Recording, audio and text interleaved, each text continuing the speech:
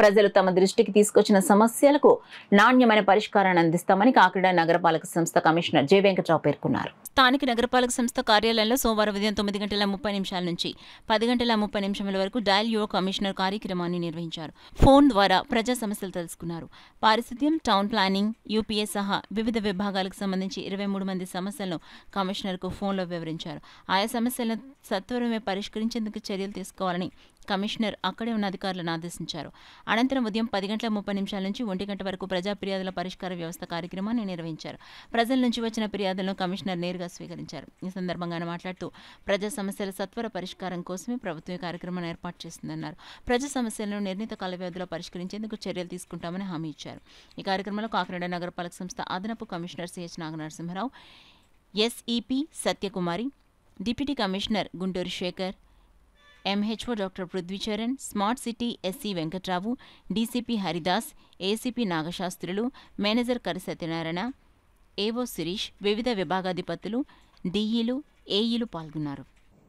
23 మంది వాళ్ళ యొక్క సమస్యలు చెప్పడం జరిగింది. వాటన్నిటిని కూడా నోట్ చేసుకోవడం జరిగింది.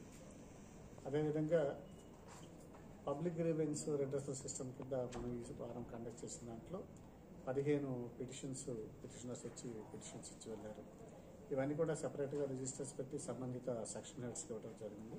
అదేవిధంగా క్రిందటి వారం చేసినటువంటి వాటిల్లో కూడా వరకు చేసినటువంటివి, అది డైలీ కమిషనర్ కానివ్వండి లేదా మన పీజీఆర్ఎస్ కింద వచ్చినట్టు కూడా రివ్యూ చేసుకోవడం జరిగింది. 95% ఆఫ్ ది పిటిషన్స్ అన్నీ కూడా ప్రాపర్గా డిస్పోజ్ చేశారు. ఇంకో 2-3 ఉన్నాయి, అవి కూడా ఈ 2-3 రోజుల్లో డిస్పోజ్ చేయడం జరుగుతుంది.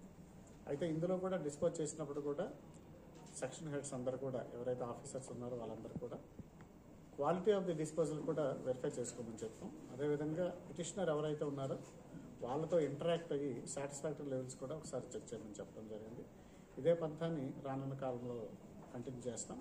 అదేవిధంగా ప్రతి శుక్రవారం కూడా దీని మీద ఒక రివ్యూ కూడా తీసుకోవాలనుకుంటున్నాం. అది ఎన్ని గ్రీవెన్స్ రెడ్రెస్ చేశారు, క్వాలిటీ ఆఫ్ ది గ్రీవెన్స్ని కూడా ఒకసారి క్రాస్ చెక్ చేసి